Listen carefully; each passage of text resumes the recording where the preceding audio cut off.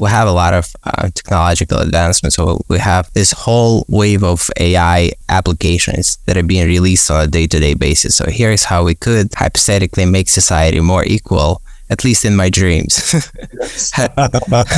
I'm pretty sure you know the show The Voice. Party girls, don't get hurt, can't feel anything.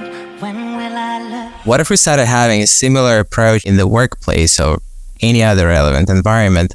For example, there would be a third party running a background check, like Checker right now, and ensuring that whatever is mentioned by an applicant is true. Companies see an average 35% increase in speed after switching to Checker. With Checker, 84% of reports are ready in under 15 minutes. And then, let's say during actual video interviews by employers, and many job interviews now get conducted via a video camera, job applicants would present themselves under made-up names.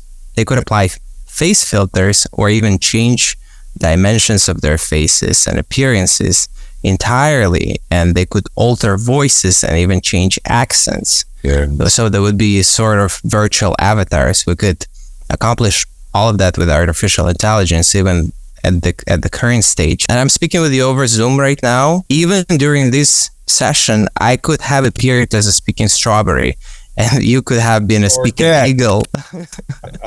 So in such cases, you can't really know a person's race, or if a person was born in the US or immigrated from another country at some point. With AI, we can change the shape of our heads and facial features so we can adopt whatever accent we want. That way, when you speak with a person, you solely focus on an individual's qualifications when it comes to the work environment and avoid biases. And regardless of what people say, we all have preconceived notions one way or the other on a subconscious level. However, with current technology, we could completely get rid of discrimination, at least in the virtual space, in fields where physical presence is not needed. For example, if you're a software engineer and apply for a job online, that is entirely possible. Maybe not for your field where you have to actually communicate with people and see people, but for certain professions, for certain individuals.